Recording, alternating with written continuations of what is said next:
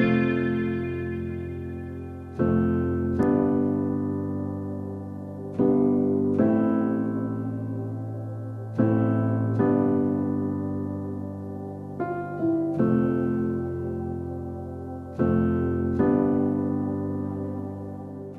chaleureux bonsoir à tous et à toutes.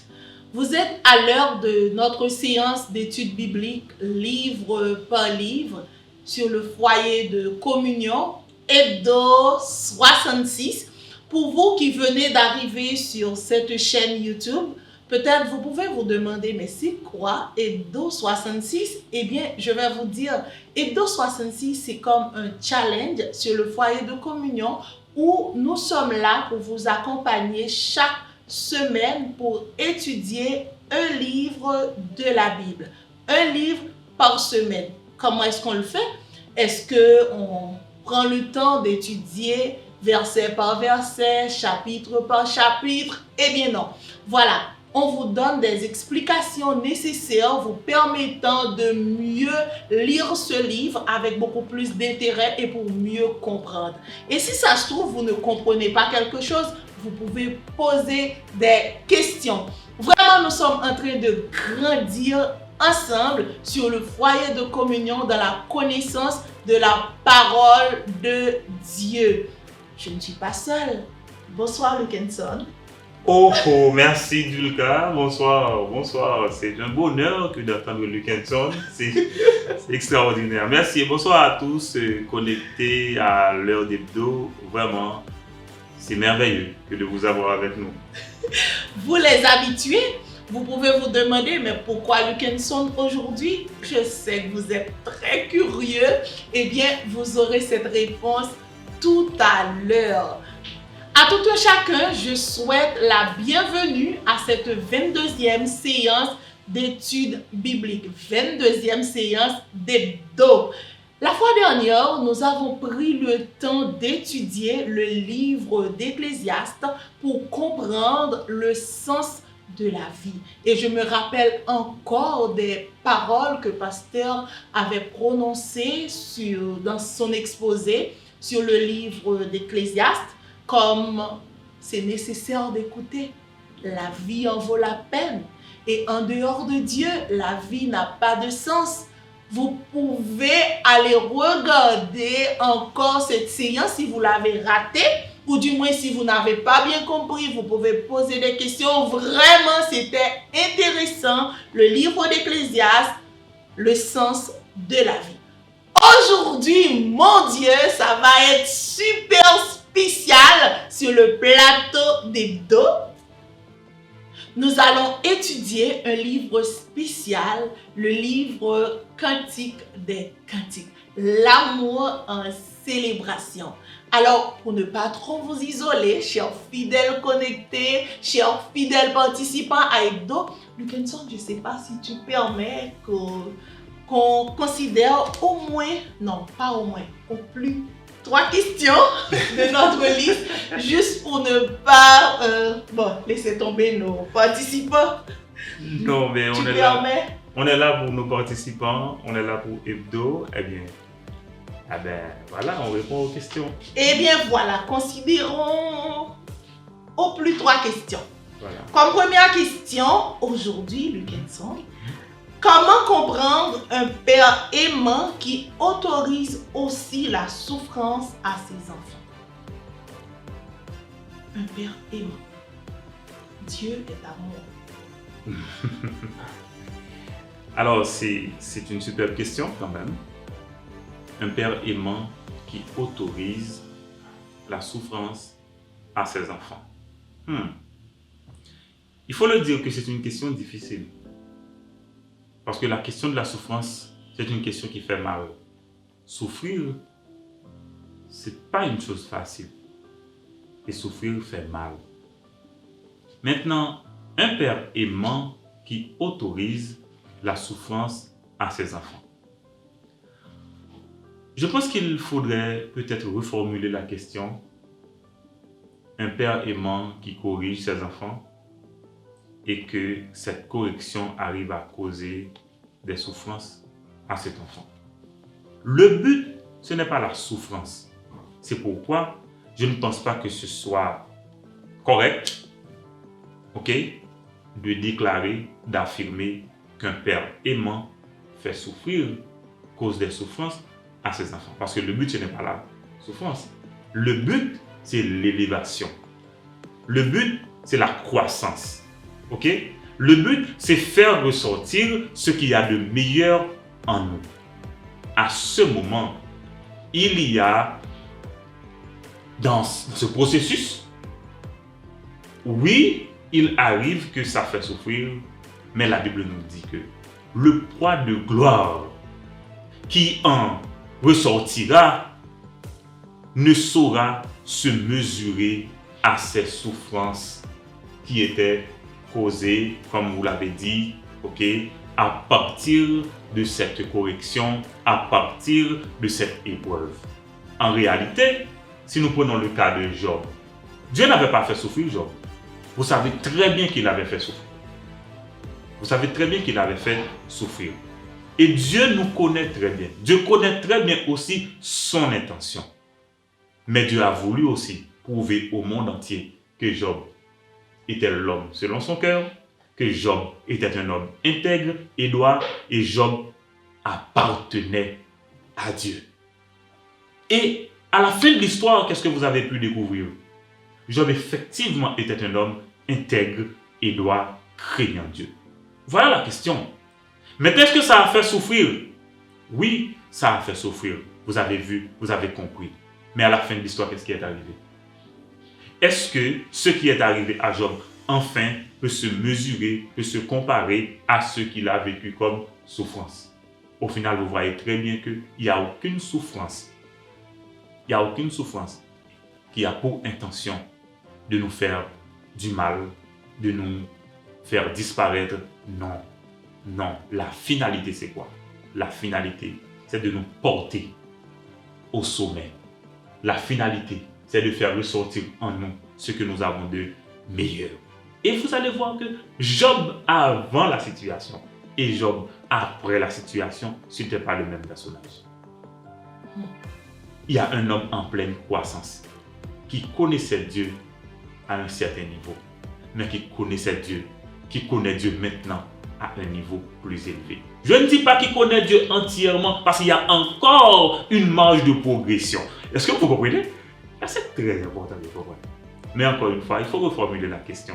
Parce que Dieu n'autorise pas à ses enfants de souffrir. Sauf que Dieu fait grandir ses enfants. Et en même temps, ça peut faire souffrir. C'est comme un enfant que vous avez à la maison. Il y a des choses qui se font. Mais des fois, vous parlez à la personne, vous parlez à l'enfant pour lui dire voilà comment on va faire ça. Des fois, ça peut faire mal. Mais est-ce que l'intention a été de causer des souffrances à l'enfant? L'intention a été de l'aider à grandir, de l'élever. Je ne sais pas si ça répond à la question. J'espère quand même. Alors, enchaînons, parce que nous n'avons pas beaucoup de temps aujourd'hui. Comment comprendre Luckenson? Je remplace Luckenson par les pasteurs dans les questions. C'est deux versets de la Bible. Matthieu 24, le verset 13 qui dit « Mais à celui qui persévérera jusqu'à la fin sera sauvé. » Et Jean 10, le verset 28 qui dit « Je leur donne la vie éternelle et elles ne périront jamais.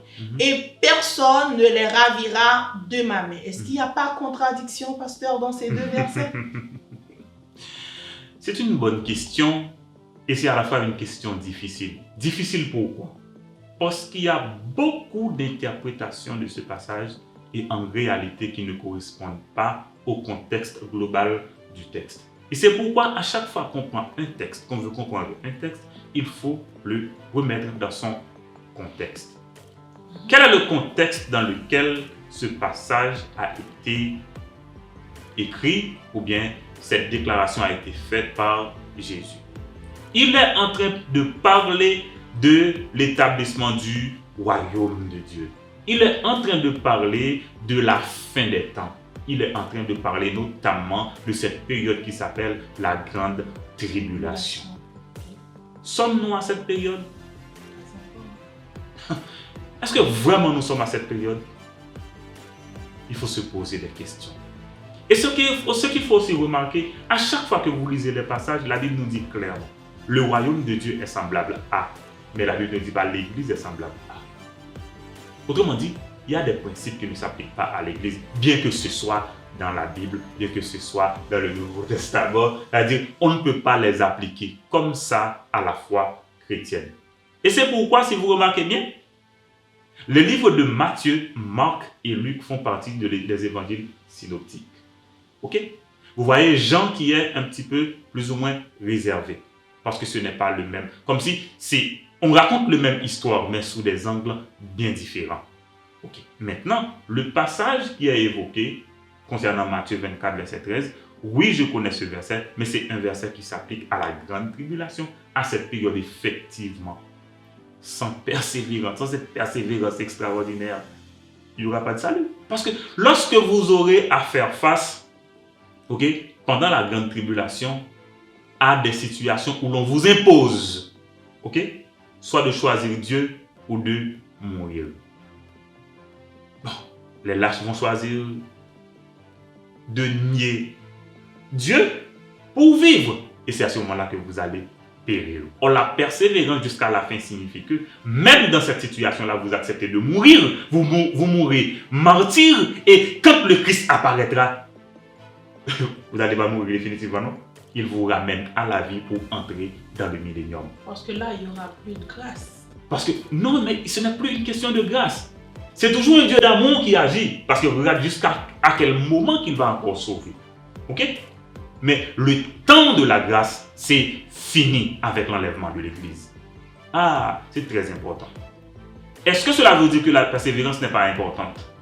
La persévérance est très, très importante. La Bible nous dit d'être patient, d'être persévérant comme croyant. Nous devons l'être. Mais ce n'est pas la persévérance qui nous sauve. C'est notre foi en Jésus-Christ qui nous sauve. Je vais vous donner un verset qui est lié à la dispensation de la grâce. Vous savez ce que la Bible dit? Car c'est par la grâce que vous êtes sauvés, par le moyen de la foi. Et cela ne vient pas de vous, cela ne vient pas de votre persévérance, c'est le don de Dieu. Et ce n'est point par les œuvres, afin que personne ne se glorifie. Autrement dit, ce n'est point par la persévérance, afin que personne ne se dise, écoutez, moi j'ai persévéré pour être sauvé. Non, vous allez dire tout simplement, merci à Dieu, parce que tu m'as sauvé et gratuitement en Jésus-Christ et par la grâce. Ok. J'espère que c'est clair, pasteur. Sur quoi te bases-tu pour dire que le livre de Job soit le premier écrit dans la Bible? C'est une très bonne question. J'allais dire une très superbe question, une très bonne question. Oui, c'est Les vrai. écarts sont permis aujourd'hui, quand même. Ok. Alors, il y a des indices. Peut-être que je n'ai pas tous les détails maintenant pour vous répondre à cette question. Et je n'ai pas dit non plus que le livre de Job est le premier à être écrit. Mais j'ai dit soit, en ce sens que la possibilité que ce soit Job est réelle. Parce que c'est un livre qui vraisemblablement a été écrit par Moïse. Vous imaginez? Ok? Or, c'est Moïse aussi qui écrit le livre de Genèse, etc. Et à ce moment-là, je vais vous dire, la compréhension est que le livre de Job est écrit pendant que Moïse a été en exil lorsqu'il était en Égypte. Est-ce que vous comprenez? Dans le désert de Madian. Maintenant, sur quoi je me base, je vous dirai la prochaine fois et avec des détails plus précis pour vous dire que le livre de Genèse, ce n'est pas forcément le livre qui a été le premier à être écrit. Et c'est pour vous dire aussi que les livres ne sont pas classés dans la Bible suivant l'ordre chronologique. Ok? On peut toujours le répéter.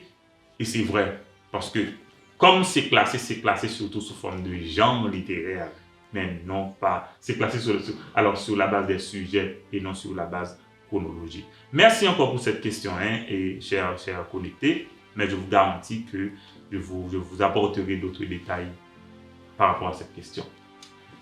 Bon, j'avais bien dit 3 questions au plus. Merci, Lukenson, de ta permission. Eh bien, Julka, c'est un plaisir que de répondre aux questions et c'est un plaisir aussi que d'être accompagné d'une femme aussi merveilleuse comme toi. Hein?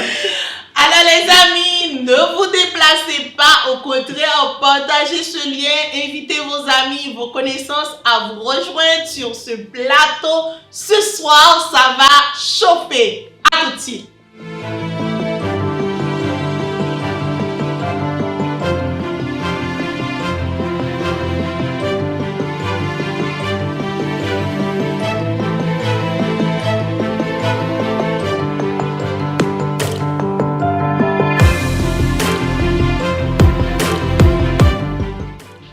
Bonsoir à tous et à toutes. Aujourd'hui, sur le foyer de communion, le plateau d'hebdo, le livre de Cantiques des Cantiques. L'amour en célébration. Le rouge et le noir se mélangent et ça parle. Lukenson, comment vas-tu? Voilà, c'est un peu, comment je pourrais dire, c'est extraordinairement bien. Ouais, extraordinairement bien, parce qu'on avance, on progresse et voilà.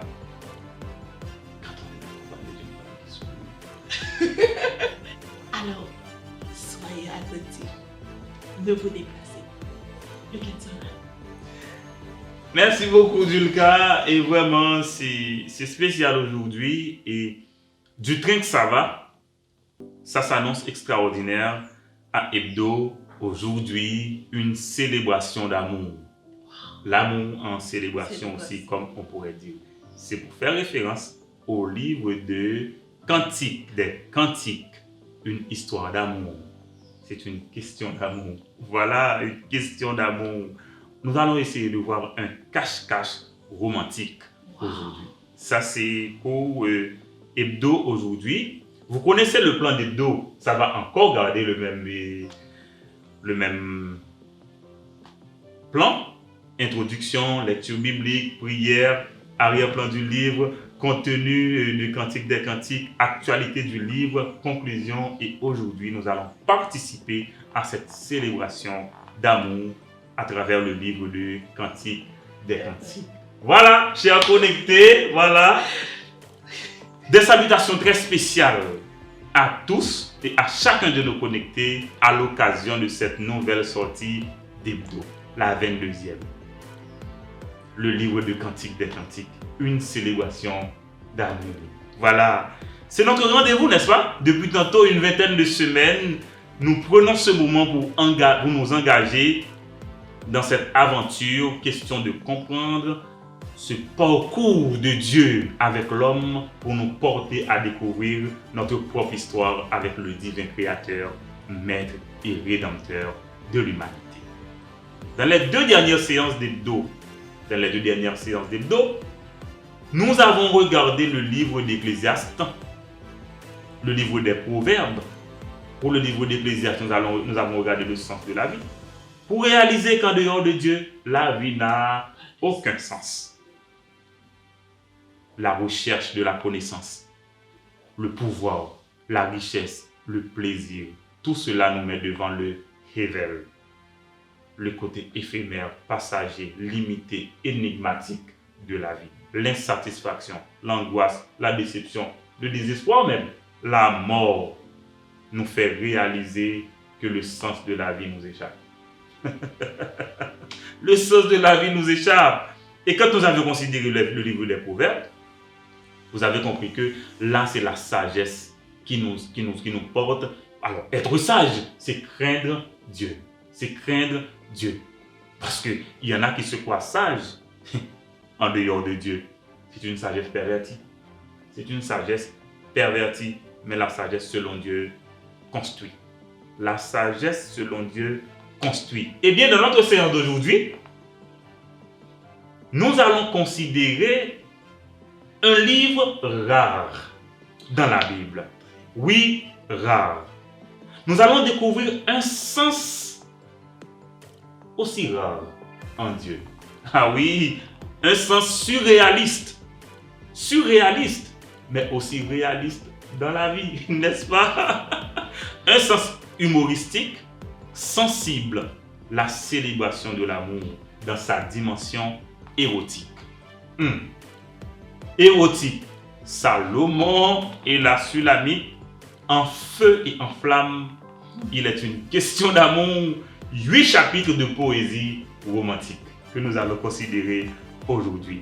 Avec l'amour, la vie semble avoir un sens.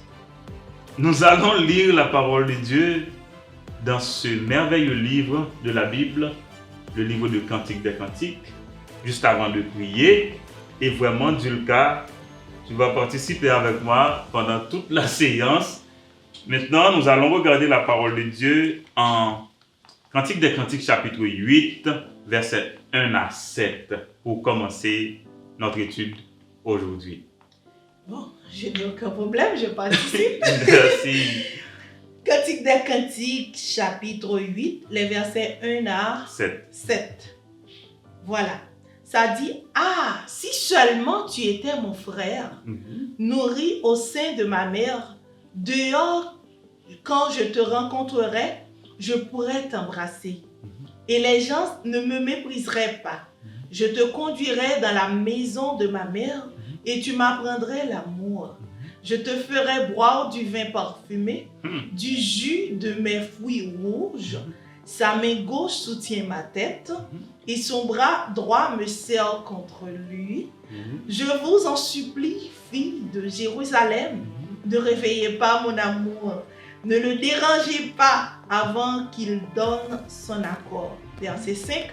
Qui est cette femme qui arrive du désert appuyée sur son ami? Je te réveille sous l'arbre de l'amour, là où ta mère est devenue enceinte de toi, là où elle t'a mise au monde. Verset 6. Pose-moi sur ton cœur comme un bijou précieux, garde-moi près de toi, comme un bracelet gravé à ton nom. Oui, l'amour est fort comme la mort. La passion est aussi cruelle que le monde des morts. On ne peut rien contre elle. Elle brûle comme un feu. Elle tombe comme la foudre. Verset 7. Toute l'eau des mers ne peut éteindre l'amour et l'eau des fleuves est incapable de le noyer. Si quelqu'un donne toutes les richesses de sa maison pour acheter l'amour, on le repoussera avec mépris. Sans commentaire. Sans commentaire. Voilà. Nous prions. Éternel notre Dieu, nous bénissons ton nom et nous nous réjouissons en ta présence. C'est ta grâce qui nous réunit en cette occasion si spéciale pour savourer ta parole qui nous invite à nous réjouir, toujours à nous réjouir, pour répéter l'apôtre Paul. Merci de cette nouvelle opportunité que tu nous donnes. Donne que nos cœurs soient joyeux en ta présence et que notre joie soit contagieuse. Et que Hebdo, aujourd'hui, soit un moyen de te rencontrer et de nous réjouir en ta présence. Au nom de Jésus. Amen. Amen.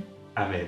Et Amen, amis, il faut le dire, Amen. Nous sommes dans le livre de Cantique des Cantiques. À seulement écouter la lecture de la parole de Dieu à travers Cantique des Cantiques, ça éveille, ça réveille. Et c'est ce que nous allons considérer aujourd'hui. Voilà, amis.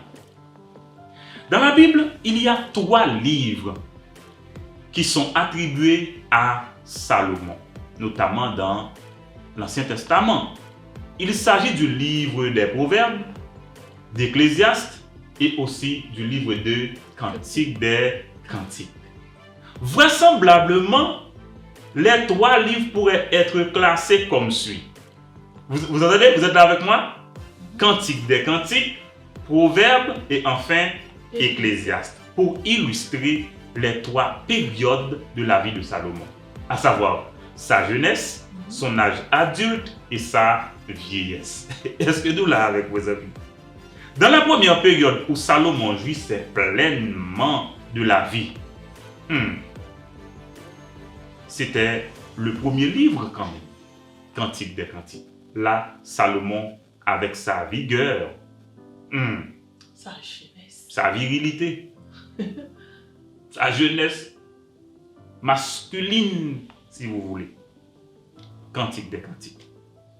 La deuxième, où il réfléchit sur ses actes pour réaliser que la sagesse humaine est pervertie et que la sagesse qui vient de Dieu est celle qui donne la réussite. Le livre des Proverbes. Et enfin, l'Ecclésiaste, qui dénote la fin de la vie de Salomon et l'insatisfaction, la déception devant le sort final, qu'est la mort, avec des questions fondamentales et dont on n'a pas toujours les réponses. C'est extraordinaire. Autrement dit, nous avons dit que Cantique des Cantiques, monsieur écrit, là dans la quarantaine, il fait quoi? Vous comprenez, depuis monsieur satisfait, son jouisseur, son jouissif. Ok? Mais là, monsieur va avancer, proverbe, il dit que. Et on dirait que tout ton joint de tout ton volet, et ou pas capable tout le temps à bailler et à recevoir. Et au final, les Salomon arrivent dans la période côté qu'il n'a pas de choix. Il peut mourir. Et bien, c'est Ecclésiaste là pour dire que finalement, quel est le sens de la vie? Quel est le sens de la vie? Eh bien, Salomon, l'homme le plus sage, Dieu l'a rendu sage, vous vous rappelez? En réponse à sa prière, demandant sagesse et intelligence pour pouvoir être un bon leader. Ah oui, malgré ses défaillances, eh bien, Salomon nous laisse des pages extraordinaires dans la Bible. Comme le livre de Cantique des Cantiques. Voilà. Eh bien, aujourd'hui, nous allons considérer le Cantique des Cantiques. Le Cantique des Cantiques. La poésie romantique qu'un homme et une femme s'adressent mutuellement. C'est un livre de réjouissance. Et il faut le dire, c'est un livre de réjouissance, je vous le dis. À regarder le titre du livre de Cantique des Cantiques, c'est comme une tournure idiomatique hébraïque, comme le Saint des Saints. Ok, le lieu très saint. Ok, eh bien, dans le livre des Cantiques, vous voyez, c'est le Cantique des Cantiques. Comme vous pouvez avoir le roi des rois. Ok, eh bien, le Cantique des Cantiques, c'est pour maintenant sur le plateau d'Hebdo. Le bonheur d'être en compagnie de son homme, de son autre. C'est ce que nous allons voir dans le livre de Cantique des Cantiques.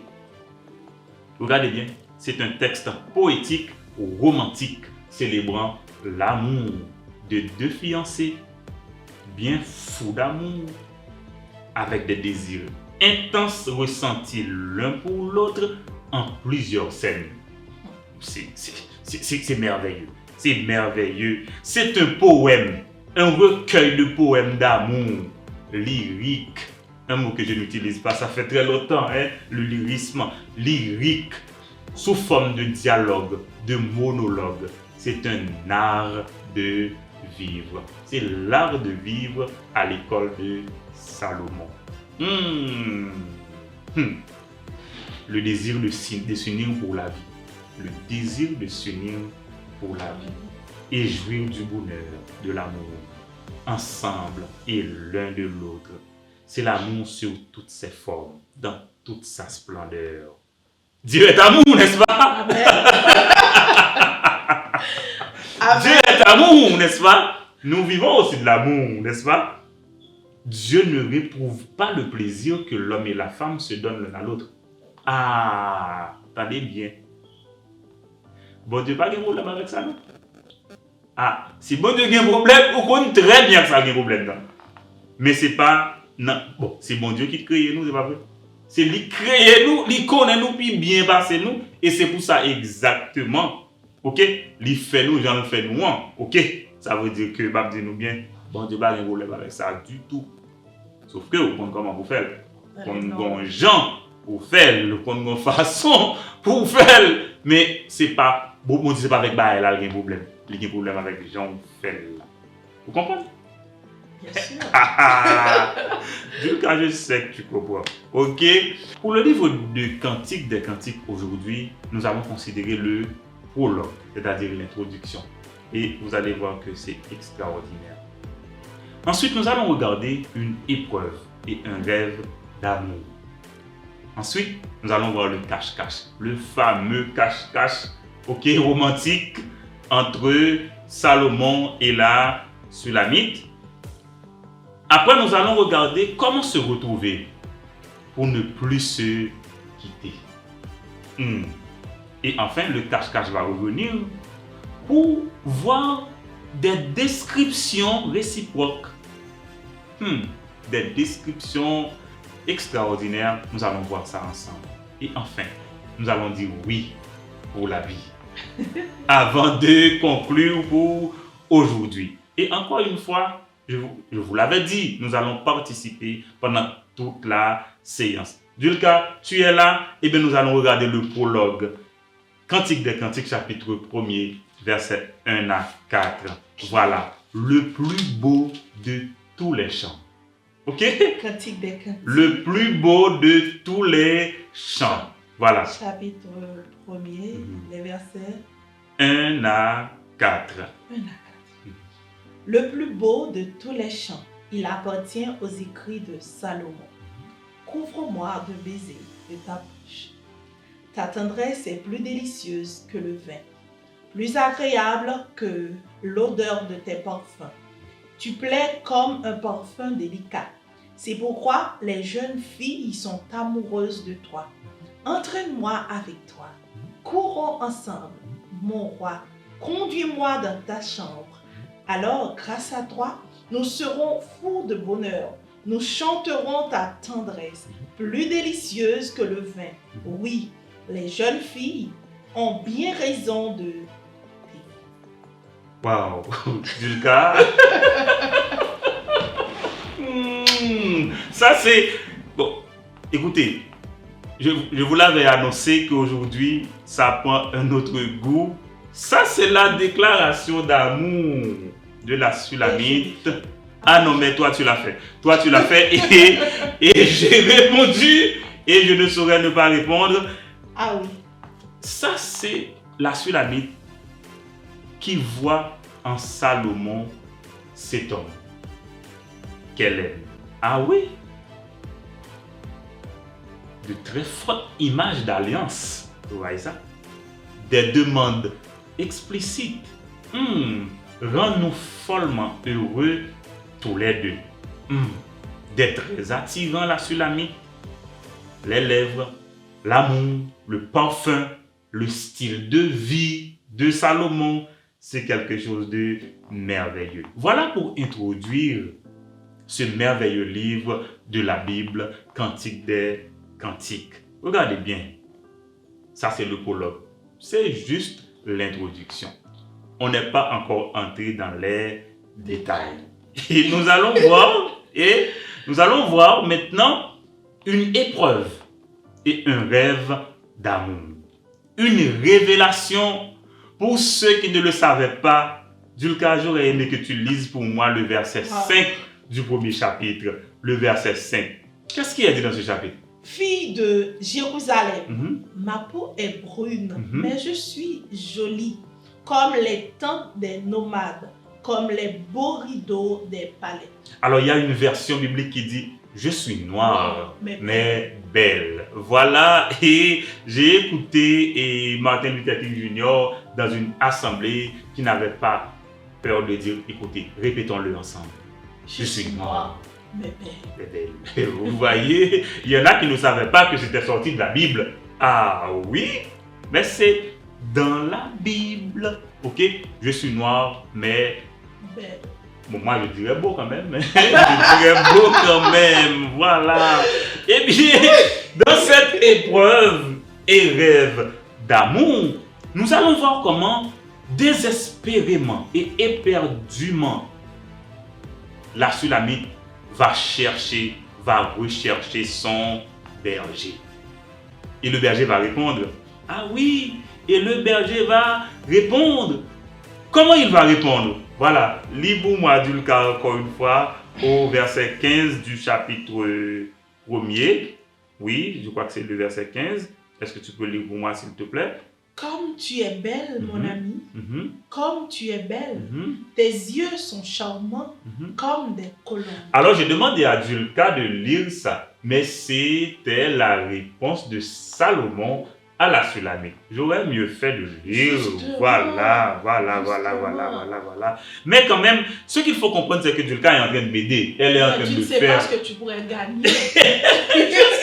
Au fait, tu veux me faire recommencer, hein, parce que j'aime gagner. Voilà, j'aime gagner. C'est une célébration de la bonté incomparable de l'autre.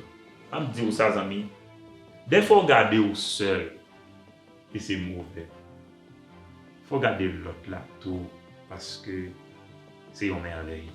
C'est une merveille. Voilà. Et beaucoup d'images de couleurs locales. La nature est transformée en chambre pour les amoureux. Et ce qui est intéressant dans ce livre, qu'il faut comprendre, malgré la romance, malgré le romantisme, sans liberté, il n'y a pas d'amour. Malgré l'ivresse, malgré la romance, si on n'est pas libre, on ne peut pas aimer. On ne peut pas aimer. Et c'est pourquoi Dieu a pris le soin de nous créer libres. Et parce que nous sommes libres, nous pouvons aimer. Voyez-vous? Moi, je vous invite à regarder ce passage avec moi en Cantique des Cantiques, chapitre 1er, verset 5 et jusqu'au chapitre 2, verset 7. Nous ne pourrons pas lire tous les passages, mais je vous invite à découvrir aussi. Vous aurez des mots à répéter dans le livre des Cantiques aujourd'hui. Eh bien, nous avançons, nous allons progresser. Nous allons voir maintenant le cache-cache. Le cache-cache. Ok? Tout à l'heure, je vous avais parlé de rêve. Le rêve, j'aurais aimé que vous découvriez ça vous-même dans le livre de Cantique des Cantiques. Peut-être que je pourrais revenir à la fin. Mais maintenant, le cache-cache. Le cache-cache d'amour. Le cache-cache d'amour. Ami, l'amour donne des ailes. L'amour donne des ailes. Ça se voit parce que tu ne peux pas. Mais oui, mais... Comment rester stable aujourd'hui? Voilà. Nous allons regarder un monologue de la jeune femme qui imagine son partenaire franchir montagne et colline pour l'inviter à sortir. Wow. Et elle dit que c'est le printemps. Hein? Julka, aide-nous s'il te plaît. Au chapitre 2, à partir du verset 8. Comment? Je pourrais t'arrêter moi-même parce que c'est tellement merveilleux. Allons. J'entends celui que j'aime. Le voici, il vient, il bondit sur les montagnes, il saute sur les collines.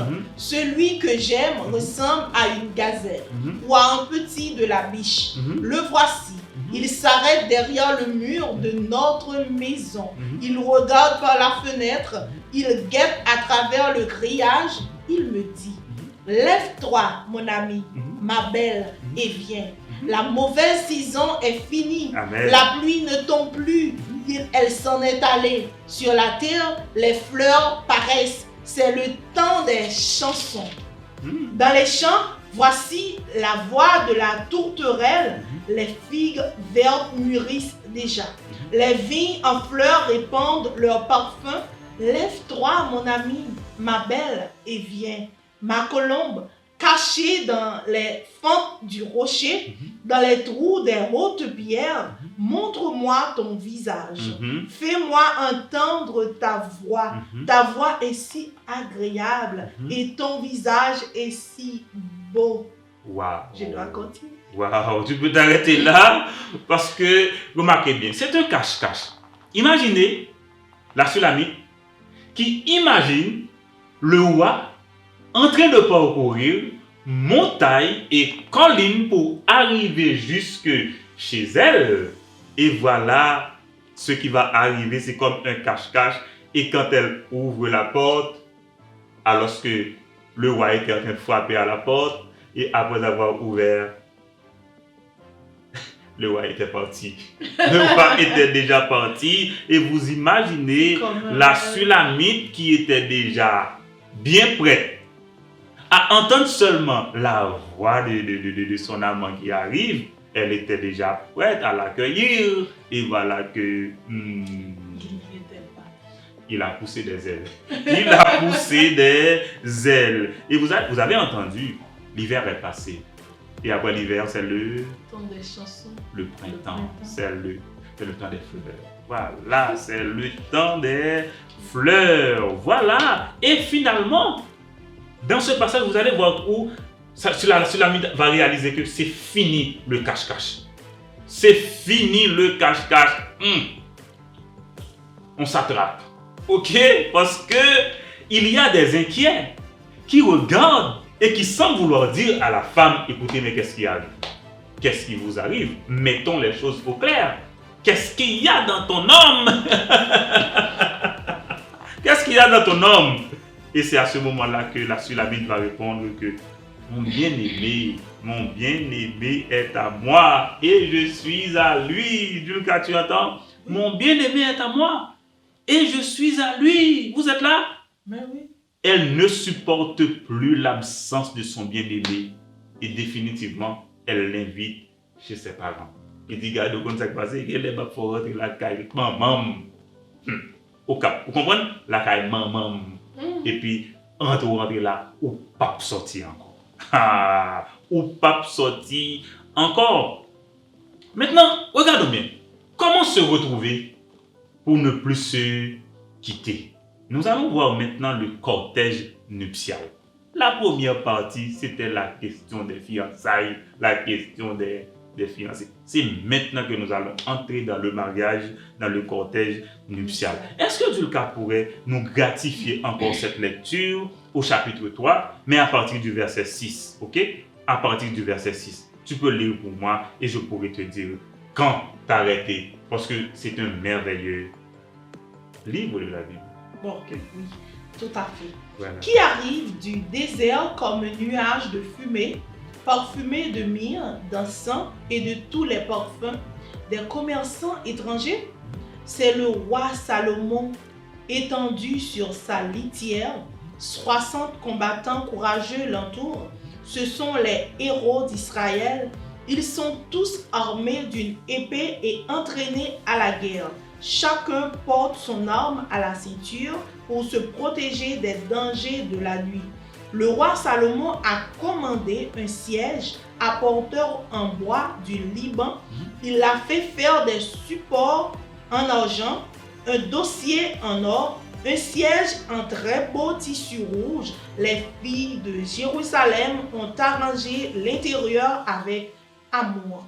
Filles de Jérusalem, venez voir le roi Salomon.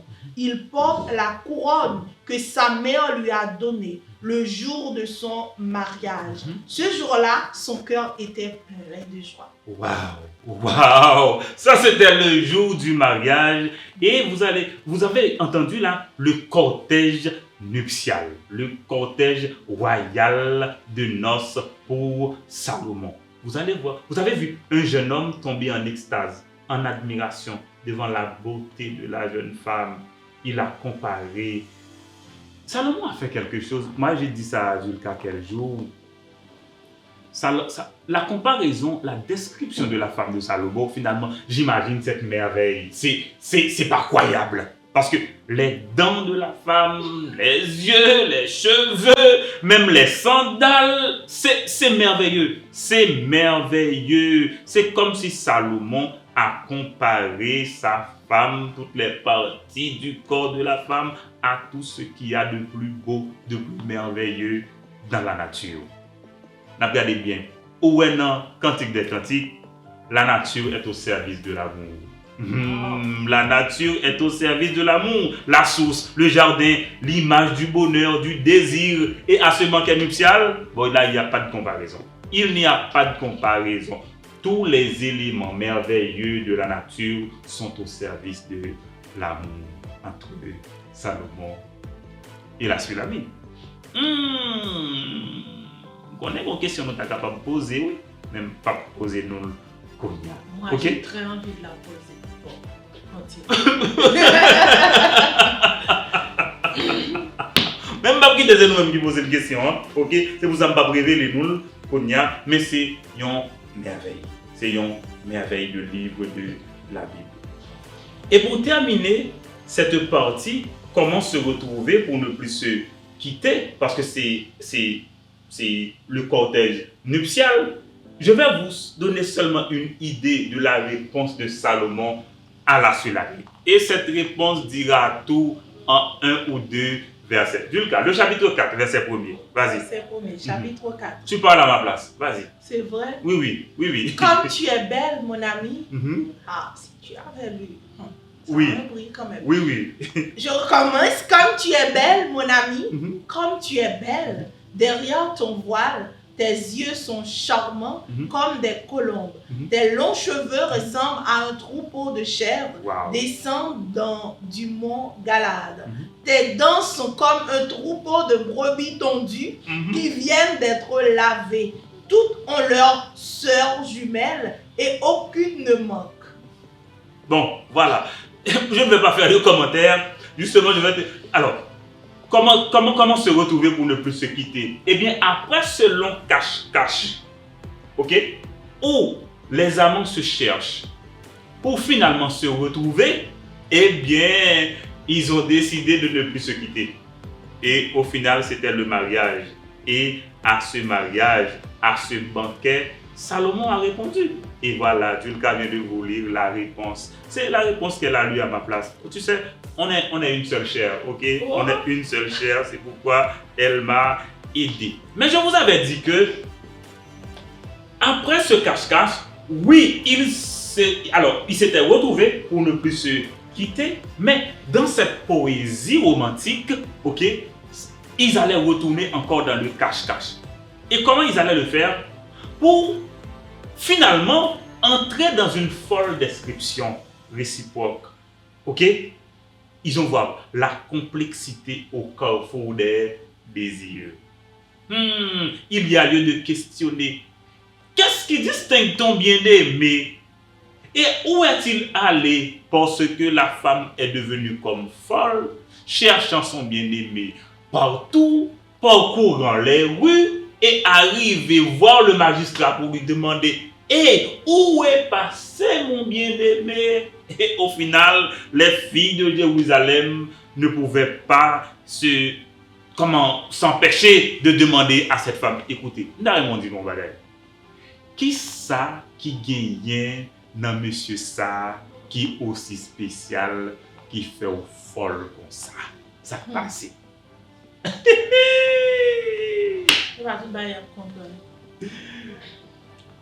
La Sulamite répond que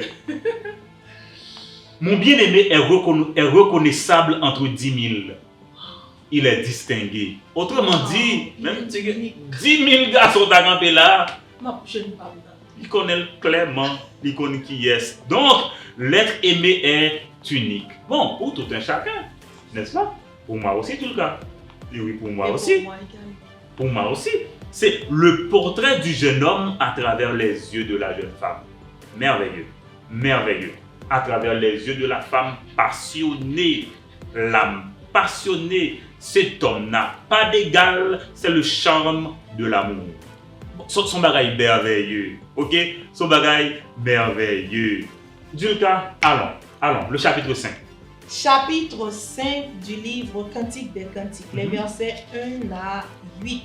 J'entre dans mon jardin, petite sœur, ma fiancée, je cueille ma myrrhe et mes autres plantes parfumées, je mange mon rayon de miel, je bois mon vin et mon lait. Mangez, mes amis, buvez, devenez ivres d'amour. Je dors, mais mon cœur veille. J'entends un bruit, celui que j'aime frappe à la porte. Ouvre-moi, petite sœur, mon amie, ma colombe, ma parfaite. J'ai la tête couverte de rosée et les cheveux perlés des gouttes de la nuit. J'ai enlevé mon vêtement, je ne vais pas le remettre. Je me suis lavé les pieds, je ne vais pas les salir.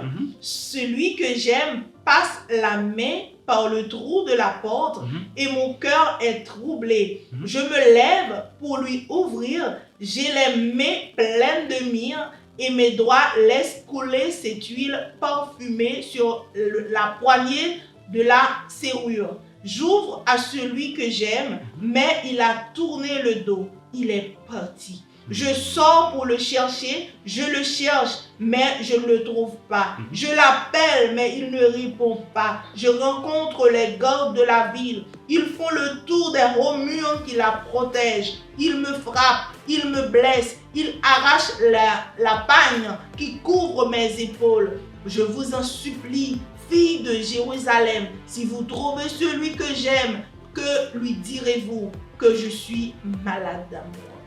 Waouh! Alors là, c'est comme le jeu de cache-cache que je viens de vous dire, et ça, c'est une illustration. Même Abdou, ça, c'est pas tout. C'est pas toute bagaille que nous sommes capables de dire là, et c'est pas toute bagaille non plus. Ok? Une apquito, ouais, là, m'apquito à découvrir le vous-même, parce que moi, je crois qu'il y a à découvrir dans ce livre pour retrouver ce côté en Dieu que nous ignorons. On découvrir ensemble, on continue. Et puis Konya, nous allons regarder Konya. Tout à l'heure, c'était le mariage. Et définitivement, ils ne sont pas d'accord pour quitter encore. Malgré cache-cache là, malgré description, mais ça va pas fini là. Oui pour la vie. Ah oui, c'est un oui pour la vie. Nous allons considérer maintenant le chapitre 4, le chapitre 6, à partir du verset 4. Nous parlons comment, en amour, comment renoncer à soi-même. Comment se donner. Comment s'adonner l'un à l'autre. Waouh! C'est la véritable alliance qui veut que l'un dépende de l'autre. Vous comprenez? Mais Dieu le lire pour moi dans le chapitre 6, verset 9 là seulement pour une déclaration de Salomon pour comprendre un bagaille. Sous question, tu as pas le posé tout à l'heure. Allez, chapitre 6, verset 9. Que dit la Bible? Verset 9. Pour moi, il n'y a qu'une femme au monde. C'est ma colombe, ma parfaite. Elle est la seule fille de sa mère et son enfant préféré. Les jeunes filles la voient et disent son bonheur. Les reines et les maîtresses du roi chantent ainsi ses louanges. Vous imaginez Salomon qui les dit, regardez, et les maîtresses du roi. Ouais, il parle des reines et des maîtresses du roi, mais pour lui, il n'y a qu'une femme au monde. Bon, j'allais dire non, mais moi je savais qu'il y avait qu'une seule femme au monde. Moi je savais qu'il y avait une seule femme, la plus jolie femme du monde. Et pourtant, Salomon, lui aussi, connaissait une seule femme au monde. Il n'y a pas que ça. Je vais vous laisser découvrir des choses. Vous allez voir comment Salomon allait décrire chaque partie du corps de l'autre est comparable à ce qu'il y a de plus beau, de plus exaltant dans la nature. Zami Mabzon Bagay, l'amour rend unique. Ah oui, la femme aimée, l'homme aimé est unique. Ah oui, ah oui, qu'est-ce qui le rend unique? Qu'est-ce qui la rend unique? Ah, m'a dit secret à tout à l'heure. M'a dit secret à tout à l'heure. C'est l'amour sans voile. C'est l'amour authentique. C'est l'amour sans culpabilité. Voilà ce qui rend unique. Est-ce qu'on l'a jamais? Nous allons finir, les amis. Nous allons finir, les amis, côté que nous allons découvrir avec Salomon, dans le chapitre 8, là, à partir du verset 5, là, côté que Salomon a décrit la force de l'amour, qui est comparable à un feu inextinguible, un feu qui ne peut pas être éteint. Ok? Il va considérer la force de l'amour qui est infinie. Rien ne peut le contenir, personne ne peut l'acheter, aussi fort que la mort. L'amour n'est pas une fatalité, amis. Le combat de l'amour en vaut la peine. L'amour donne sens à la vie. L'amour, c'est faire le bonheur de l'autre. Mes amis, c'est Salomon. C'est Salomon. C'est un homme. Il a un cœur. Bon, du cas, chapitre 8 là, nous allons terminer parce que nous allons passer dans la dernière partie avant nous capables de finir. Mais dans le chapitre 8 là, nous sommes fait lecture là déjà côté que Salomon a fait des descriptions Bon, ça fait que nous avons fait mon grâce pour nous pas plus long. Parce que ça, bien que je pense que vous bien intéressé tout dans ça que nous avons partagé aujourd'hui. Mais nous avons conclure pour nous dire que l'amour donne sens à la vie. Et c'est merveilleux. Bon, posons une question, amis. L'entente de tout ça sur Cantique des Cantiques, comment interpréter le livre ça? Quelle est la place de ce livre dans la Bible? Il y en a qui disent que ce sont des personnages allégoriques. Il y a des gens qui disent oui, la femme c'est Israël, Salomon c'est Dieu, l'amour c'est le symbole de l'alliance. Est-ce qu'il y a un tort? Je ne sais pas. Il y a des gens qui disent non. Ça c'est l'amour de l'Église. C'est Jésus-Christ qui joue le rôle de ça. Alors Salomon, c'est comme une préfiguration de Jésus-Christ qui va aimer l'Église et la nouvelle alliance, c'est l'alliance. On connaît l'autre aspect que je préfère inscrire là-dedans, c'est que la poésie romantique fait partie de la poésie hébraïque. Bon Dieu connaît nous, bon Dieu prend plaisir, les nous-mêmes tous nous contents. Et c'est ça qui fait les réjouir avec nous. Donc, Cantique des Cantiques fait partie des plus belles pages de la poésie hébraïque, de la poésie romantique et la poésie sainte aussi, parce que c'est encore en rapport avec la parole de Dieu. Est-ce que vous êtes là? Donc c'est un livre de la Bible. Où tu as imaginé ça? Où tu as quoi ça? Parce qu'on pas quoi que le plaisir fait partie de la vie du croyant, de la vie de l'enfant de Dieu. Oh. Vous allez pas comprendre. Qui te pose une question? Est-ce que l'amour est actuel? Julka? Est-ce qu'on peut encore aimer? Bon, ça, sans l'amour, que serait la vie? Que devient le monde sans l'amour? Regardez, pour nous-mêmes qui mariés, qui ça l'amour devenu après mariage? Parce que regardez comment Salomon a décrit là, sur la mythe, avant mariage là, et après mariage là, comme si on voit que flamme n'a arrêté. Et avec nous, ça n'a dit. Pas poser une question, non, moi-même. Pas poser une question. Nous allons terminer ce mi pour me dire. Bien entretenu, l'amour est source de vie. Ah oui, bien entretenu, l'amour est source de vie. Moi, j'ai aimé attirer attention nous pendant ma terminer sur une question que nous t'ai posée dernièrement. Ah oui, quels sont les critères pour choisir un partenaire? Eh bien, on parle là. Cantique des Cantiques, qui sont dans Salomon avec sur la mythe là? Ah, premier détail là, c'est l'attrait physique. Ah oui, on ne sait pas comment on fait choisir. Hein? Pas dire que qui est avec, est-ce que le cas ouais? Oh, le cas ouais? Il y a l'autre sens. Et les sens, et les autres sens. La toucher, la poêle. Et le cœur va ouvrir les yeux. Ah oui, vous pas te connaître l'amour l'ouvrier tout. L'amour l'ouvrier. Alors, l'attrait physique, c'est le premier élément. Il faut se voir. Ok? Pas acheter chaque dans sac. Nous ne parlons pas, ok? Nous disons ça. Nous même captons. Pas acheter chaque dans sac. Il faut que nous sourire, mes amis. Faut que nous taille. Pour que nous c'est bel hôtel, non mais faut que ouais. Je me rappelle avoir eu un ami et puis là m'a posé la question, il dit ah moi pas dans là moi.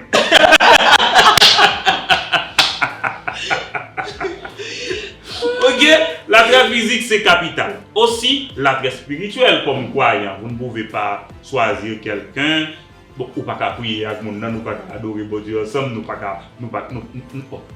croire ensemble. Son problème. Donc, il faut nous connaître comment sauver. Ok? Premier attrait, c'est attrait physique là. Deuxième, c'est spirituel là. Mais troisième, c'est intellectuel là. Intellectuel et professionnel. Parce qu'on n'est pas capable de dire que, les amis, regardez, le proverbe là dit, il y a un cassave, il y a un bamba. Ok? Il y a un cassave, il y a un bamba. Il y a un pain, il y a un fromage. C'était l'or qui t'a dit ça en l'air. T'es là qui t'a dit ça en l'air. Mes amis, ça veut dire que pas mettre en tête au cas à mettre main en côté que ou pas capable et puis après ça vous tomber à plein. Moi je crois que la vie a bon Dieu une salle réservée pour pouvoir chercher lui là. OK? Lui là et bon Dieu pissage passer. On a bagage encore sur question économique. L'argent, là, faut nous entendre. Faut que nous entendions. Un monde qui est plus ou moins cupide, il y a besoin de l'autre monde qui. Bah, on est. Mais il faut que pas matcher. Même sûr que si nous sommes capables d'entendre nous, c'est à mieux. Aussi la question des enfants. Bon, on connaît des gens qui ne sont pas d'accord des questions de monde. Oh, chez moi, les enfants. Pullulent. Hein? Et tout le cas. Les enfants pullulent. Et jusqu'à présent, s'il y a un problème, ce n'est pas avec les enfants. S'il y a un problème, ce n'est pas avec les enfants, Dulka. Qu'est-ce que tu penses? On peut le dire et c'est là. Bon, quand même. Et puis, l'autre question, c'est la sexualité. Il faut que nous entendions sur ça. Oh, il faut que nous d'accord sur ça. Parce que, ça, c'est pas qui va y danger. Et c'est un détail, dès que ce n'est pas réglé dans le couple, pas aucun moyen pour le sauver. Pas aucun moyen pour que lui sauve. Vous voyez comment on dit ça? C'est une question qu'il faut débattre. Mais il faut parler avec un monde qui est capable au moins et ouvert sur ce sujet. Ok? D'accord. Et puis l'autre détail, c'est être à l'écoute. C'est la communication. Mais c'est pour apprendre à tendre. Il y a des gens qui ne peuvent pas tendre parce que ça quand être lié à un vrai déjà. Ou bien tort. Parce que si tu es tendu, on t'y temps. Ou tu as réalisé quand le bagage ou tu quoi qui passe ça. Ok? Ça fait que moi je préfère que ou tendez. Autre chose, les parents. Les parents de merveilleux cadeaux. Eh bien, il faut que nous apprécions dans le niveau et dans place. Quand question absence, tout faut que nous gérions. En Haïti actuellement là, c'est là où papa monter là, il dit Biden prend. Ça veut dire, ou imaginez ça? Alors que ou pas de bon entente préalable avec mon nom, Biden prend. Et ou même Biden pas bon ou tout. Est-ce que vous comprenez? Ça fait là où pas l'obliger gérer corps là, question absence là faut gérer. Et puis dernier bagage m'a dit sous question choix partenaire là. Mesdames, ça c'est pour nous. Ne vous laissez pas choisir. Mais choisissez. Parce que, écoutez bien, quand on fait choix de vous, mais et vous-même, qui est souillé? Écoutez.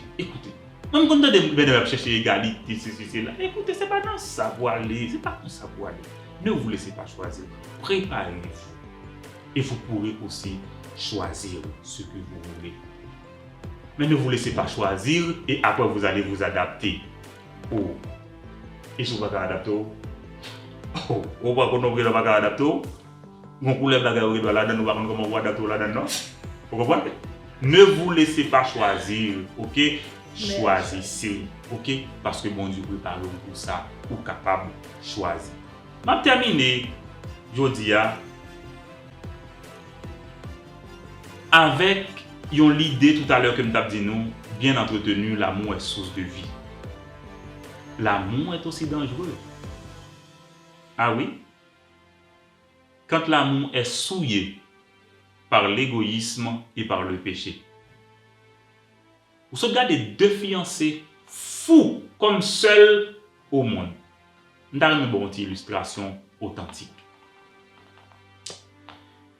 En 2009, Luckenson rencontrait une femme que il était capable de dire que peut-être à ses yeux, il semble que c'était comme dans un rêve. On ne se connaissait pas avant. Mais il y avait une occasion, on pouvait se rencontrer et là j'ai dit, oh, qu'est-ce qui se passe? Et d'un coup, je ne peux pas vous expliquer parce qu'il y a un ensemble de transformations qui se sont opérées en moi. Je me dis, mais qu'est-ce qui arrive? C'est pas naturel pour moi de me sentir comme ça. Parce que ceux qui me connaissent, mes amis, ma famille, mes proches, savent que Luckenson, non, c'est pas du genre. Ça qui passait.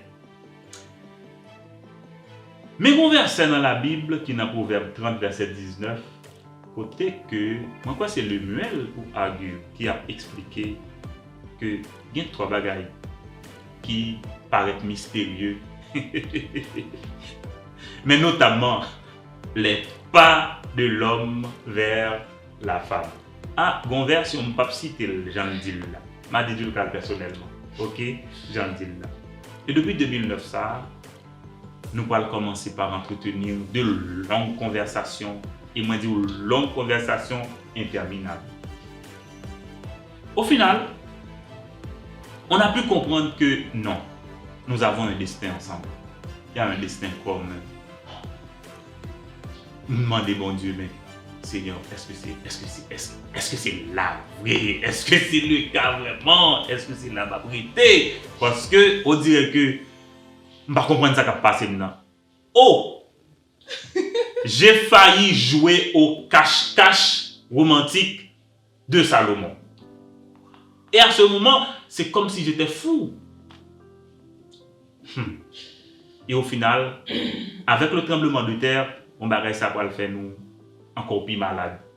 On va chercher bon monde là, ça va venir créer une absence. C'est Biden non bien entendu. Un tremblement de terre. Et puis finalement, qu'on a pu se retrouver, on se dit écoutez, on fait un gens pour nous pas jamais quitter nous encore une l'autre.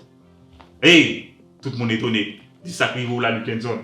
Comment ça? Les parents, mais qu'est-ce qui t'arrive? Mais mon cher, mais ça va faire longtemps là, nous, on dit, attention, ce n'est plus Luckenson que vous connaissiez avant. Il est transformé par une rencontre. M'a dit une bagaille. De 2009 à aujourd'hui, ça fait à peu près 13 ans. Et depuis 13 ans, ça, nous avons vécu. Moi, avec Julka, alors je vous révèle la personne. Nous avons des problèmes, moi. Je crois que tout le monde a des problèmes. Je m'a tout ça. Le problème, ce n'est pas entre nous. Ce n'est pas entre nous. Et nous entendons sur question problème pour nous faire face à problème. Et nous croyons qu'au nom de Jésus, nous gagnons la victoire. M'a tout ça, et son secret. Après rencontre avec Jésus, mon cadeau c'est deuxième rencontre qui transforme nous. J'en ai. Julka, c'est l'occasion pour te renouveler tous mes sentiments et tout mon amour en ce jour si spécial. Voilà. Voilà. Merci. Eh bien, je vous l'avais dit. Ça allait être waouh sur le plateau ce soir. La célébration de l'amour, le livre Cantique des Cantiques. Luckenson, merci. Bon, eh bien, Julka, franchement, c'est à moi de te remercier. Parce que ce que tu vaux, c'est beaucoup plus pour moi. Mon cœur, aide-moi à le garder jusqu'à la petite séance. Ça va rester. Ah oui. Ok. Alors, chers amis, Luckenson et moi, nous vous remercions ce soir d'avoir été avec nous. Ça a été spécial, la célébration de l'amour. Et vraiment, j'ai beaucoup appris. Je ne vais pas aussi témoigner comme Luckenson l'a fait pour dire comment ça a été notre rencontre et tout. Vraiment, il a tout dit. Les détails, on les garde. Ça a été bien. Partagez cette séance avec vos amis, vos connaissances. Et c'est ainsi, chaque séance sur les plateaux, on apprend, on grandit ensemble. C'est le foyer de communion. On est ensemble pour tout. La famille, la communauté, nous sommes ensemble. Merci à vous et bonne soirée. D'accord.